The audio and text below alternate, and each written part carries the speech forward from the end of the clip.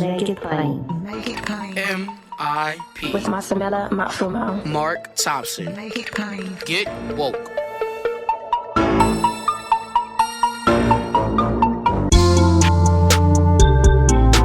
God bless you. Get woke. Folks, MIP is now COVID-free, meaning free to all subscribers as we navigate this pandemic. We're thinking about everyone, and we've got to get through this together. So for a limited time, no fee to subscribe to Make It Plain on your favorite podcast app.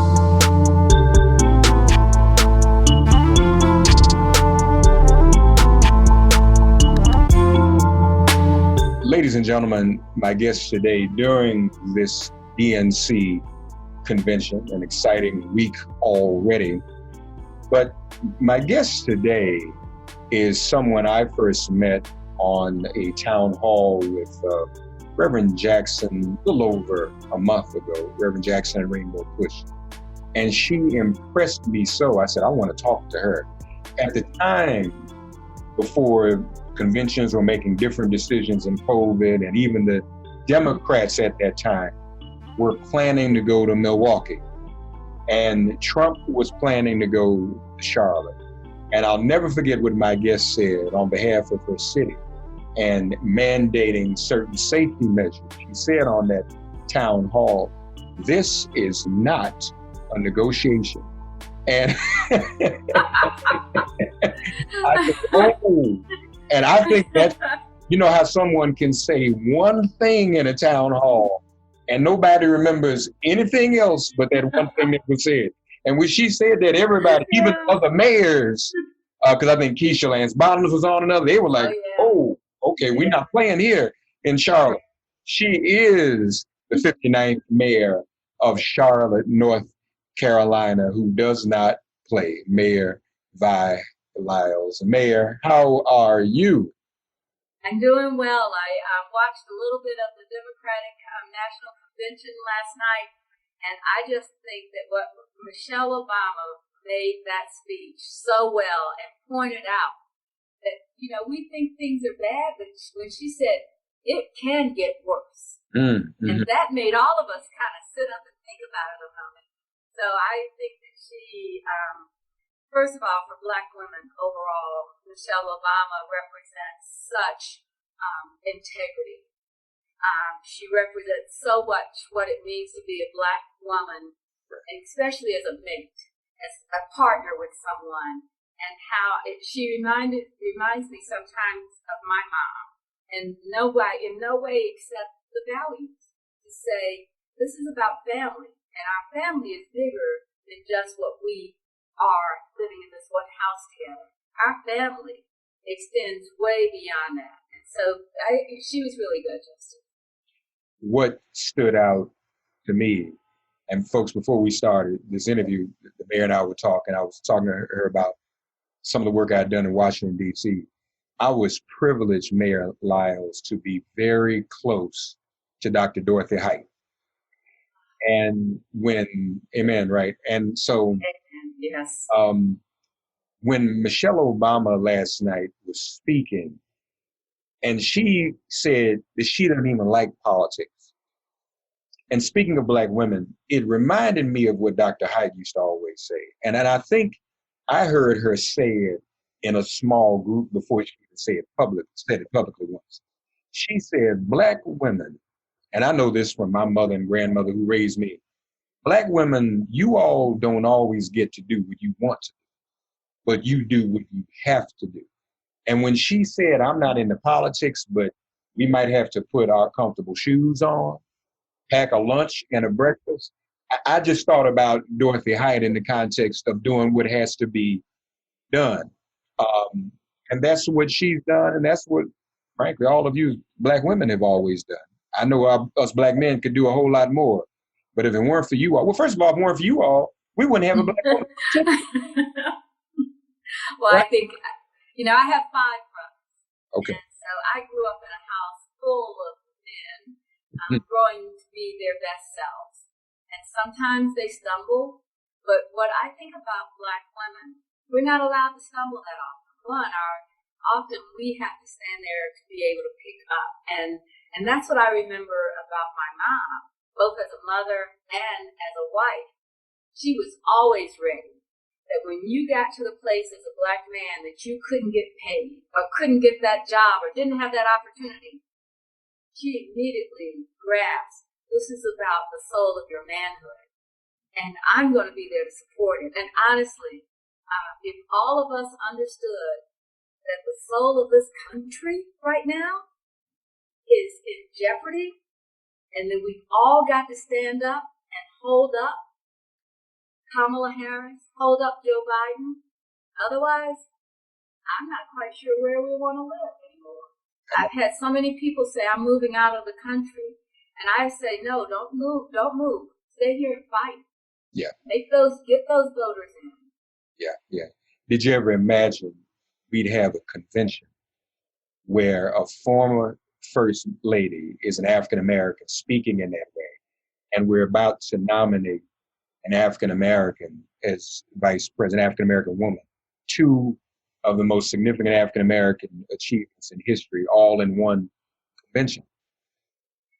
I don't know that I would have imagined it. You know, I thought that once we had elected Barack Obama, this is just maybe my age showing. I was thinking they're never going to elect another Black person, just because they can now say, one, we did it already.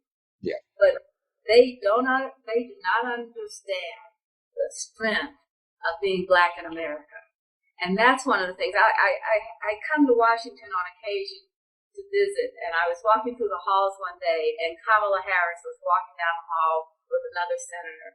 Of course, I didn't care who the other senator was. It was all about Kamala. And she glanced and said, gave us that head nod. I recognize you. You're Black. I understand you're here. But she was hammering into this man so badly. I felt like, you need to just stop. You're not going to win this one. Because she was focused. Just so focused. And I had the opportunity to meet her when she came to Charlotte during her presidential bid. And I don't think that I saw a woman as warm and ready to embrace who she was in that moment. You can sometimes tell with people, it's just something we know and do. And maybe it's just that sisterhood that we have. Perhaps that's it. But I would say to you that, you can be both. You can have empathy, as Michelle Obama said last night, and still whoop some butt. Yeah. That's right. Do what needs to be done. That's right. So I'm going to be clear. What is the RNC doing? Are they still coming to Charlotte at all, or just? Yeah, they will be here. They will have one business meeting on Monday, next Monday. The Rules Committee of the convention will be having their meeting because they. Actually, I know it's interesting that the president talks about pandemic and everything's okay, but even with the Republican delegates, they only elected 6 delegates per state to travel. And out of those, if you took everybody, that would be about 600 people, but we're expecting a little bit around 300 people to actually come to the city on a Sunday, meet on Monday, and then nominate President Trump for re-election. And that's what they're doing here. But again, it's not negotiable because we had to lay in on what was required because we still are in a pandemic. And I have to say that once they knew that the governor and I were synced up together and we were going to require this, they hired a former Homeland Security epidemiologist. They brought him in and did a plan, and they're doing things that are really unprecedented for a convention. They'll be wearing a fob like we have with our car that will actually record who they come in contact with, so that if contact tracing is necessary, that can happen. And what I'm fascinated by is if you could do this for 300 people at a convention, why can't we do this for the millions of people in this country that continue? It astounds me that we can have this kind of effort and not do it in a way that serves the people, especially the disparities among Black and Latino people.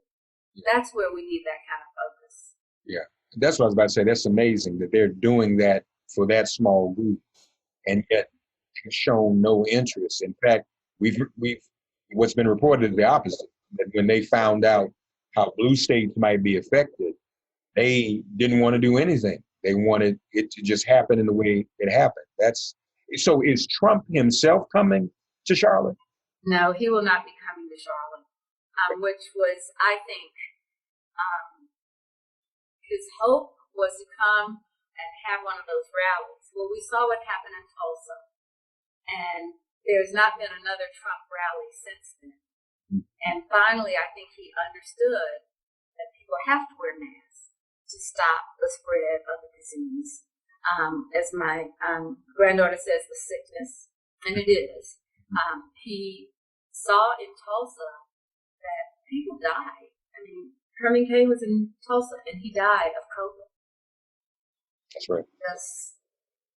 We could not have mass gatherings like that, and they have committed to social distancing, and the numbers are in on each room and everything. So I'm hopeful that within the next 48 hours of starting on Sunday and Monday, that they can have a good meeting. And honestly, when we recruited the RNC in 2018, the reason that we did it is that, one, this is a city that's basically equal Democrat and Republican. Mm-hmm. But more importantly, we are a city that we pride ourselves on being able to have diversity and inclusion. But we're also a city that we want people to understand you can come here and live and be welcomed. And I thought, since we had hosted in 2012 President Obama, we would join a very short list of cities that would have hosted both the Democratic Convention and the Republican Convention. Mm-hmm. And as I tell them, I'm going to recruit you. I want you to come. I want you to spend your money. I want you to have a great time. But I will not be coming to your convention. And I stood by that the entire time. You know, I want you to feel welcome, but we can welcome you at the airport, and then you can go and do your business. And I think that's pretty much what we have to do now. Indeed, indeed. Speaking of the 50-50 in your city, your state is a battleground state. But before I do that, though, let me just ask, how are the COVID numbers in your city, by the way? Let me ask that first. Where are you all's numbers right now? Right now, we are trending down. Our positivity ratings have gone from a 10.1 to about a 6.5. We are doing all remote virtual schooling. So that has helped make this a very defined moment. You know, if I were president, I would say if we could get just 8 weeks of stay at home and everybody participated in that, perhaps we'd be able to actually start our economy up. But right now, our hospitality industry has been decimated. We've got so many people now unemployed, and the idea that we're not getting any money in people's pockets. And I've told many people this: you don't want to be in a southern city at 99 degrees. You're behind on your rent. You're behind on your utilities. Then where are you going to go? You're going to be in the streets, and our violence is up more than last year, and I'm really surprised by that, but I understand it. I mean, and this is violence happening between people that know each other, and particularly in our Black and Latino communities. People have to have hope. They have to have a job. They have to see their value. Right now, during this pandemic, we're not seeing that. That's already, and it's not just there. We're hearing about the violence everywhere, and I'm afraid there's not even the type of tracking of suicides as there should be. But we know those are happening too because of the state. People That's lose. right. So, North Carolina is a battleground state. How do you predict a Biden-Harris ticket will do in your state? Not to mention the Senate race, Cal Cunningham. We need to win that too. Yes, and we've got our governor up for re-election as well. So we've got a really strong down balance to go and work for. So my sense of it is that we're pretty even, and it's going to depend on who comes to the voting booth. I want to really commend, and I know that this is something different, but we have two owners of our sports team. That's right. Dave Tepper, he owns the Panthers, and Michael Jordan owns the Hornets. And both of them have opened up their venues, our Bank of America Stadium and our Spectrum Arena, for early voting. That in itself will help because they're going to have their staffs out there. They're the folks that, those NBA players aren't just wearing Black Lives Matter. They're actually showing up and doing things. And so they're going to show up on days that people are voting in that arena. And the same thing with our NBA team, our football team, NFL team. They're out marching in the streets with us. So we have to get out to vote. And sometimes we have to, actually make it possible for young people to understand. And I think these young sports professionals get it, and they're helping others get it as well. Yeah, no, that's amazing. I know it's happening in Atlanta. The Dodgers are opening up Dodger Stadium. That's what we need. And then when you do that, you can actually have more distance, social distance when it comes to voting. Mayor, right. I'm not quite sure. I don't know what happened, but here we are. I think that makes a big difference. Yeah. No, you're absolutely right. It does. Hey, Yeah, it makes a big difference. Zoom calls are great when they work, but some days. I'd be remiss if I didn't ask you about an apology you recently made on behalf of your city. Yes. Tell us about that if you would. We understand history. You and I read about it, we know about it. Our parents, our grandparents experienced what it meant to be Black in the South particularly. And in the late 1960s, we had urban renewal. And what did James Baldwin call it? Negro removal? That's right. And that's exactly what took place in Charlotte. Over 10,000 people, over 200 businesses, many churches were bulldozed to make way for a master plan of offices and other redevelopment.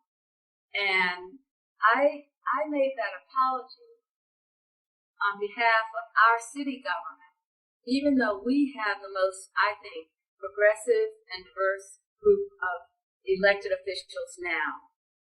In the days that this occurred, it was all about demeaning or diminishing the value of what Black people had built and developed. It may not have been the same as what people thought was new and better, but it was still people that owned property. And today that property would have been worth many millions of dollars. Mm-hmm. And so that apology was made because we just basically took wealth out of the Black community and allowed others to build properties and businesses on that land. And they have generational wealth. And we struggle every day. Yeah. Mayor Lyles, would Charlotte take up an issue like other cities have, Evanston and even Asheville, for reparations in light of what you're talking about? I think that we have our own, every community is going to figure out how to address the issues of urban renewal or the issues of African-American neighborhoods and corridors. In Charlotte, what we're doing is we're investing in major millions of dollars into our African-American corridors that have pretty much stalled since, I would say, integration. Segregation wasn't all that bad because we had our main streets, we had businesses, we had people that we looked up to. But since when we began desegregation, a lot of those businesses suffered because there were more choices perhaps, and that could be a good thing. But what we found is those corridors have not changed often, and we're putting millions of dollars to build a new Main Street, to build more affordable housing. We don't want our corridors and our neighborhoods to be transformed. We want to take what's there and build it up, and that's what we're going to do. Amen. Do you feel, do you know or believe that a Biden-Harris ticket, because we know this is the truth in Charlotte and many other cities since integration, and even some in a not too distant past where we've seen gentrification and what have you. Do you think that a Biden-Harris administration will take issues like this up and address the economic disparity that we see so much of in this country? You know, the Vice President has made a specific effort and a policy document on Build Back Better. And in that document, he commits to rebuilding communities and addressing equity issues that haven't been addressed in the last 4 years at all. So his commitment in that plan to affordable housing, his commitment to African-American businesses and access to capital. You know, the African-American Chamber of Commerce has 2 million members, and less than 200,000 of them have a line of credit to be able to operate their businesses on. So when I think about what Vice President Biden has put into his policy document and commitment on building solar energy, creating new jobs, and giving people access to credit and a place to live, that resonates with me. And I believe that this country's ready for change, and we're ready for that kind of change. At least I know Charlotte is. Yeah, well, that's good to know, and glad to hear that. Folks, Mayor Vi Lyles has been our guest, doing great work in Charlotte, and congratulations on that work you're doing. We're going to pray for you next week when the RNC is there. I hope that as well as can be expected, but appreciate your steadfastness on behalf of your community and its safety. So Mayor Lyles, it's a pleasure to see you again. Yes. Thank you. Come visit us soon, okay? All right, and let's stay in touch, okay? All right, we will. Thanks so much. God bless you. All right, take care. Bye-bye. Bye-bye. God, you are our refuge. Send our ancestors to guard our doors. Cast out this virus from our communities and our bodies. Heal, bless, and protect everyone listening and their loved ones. Thank you for listening to Make It Plain and Get Woke. Remember to listen, like, and subscribe on Apple Podcasts, Spotify, and wherever you get your podcasts. If all minds are clear, it has been made plain.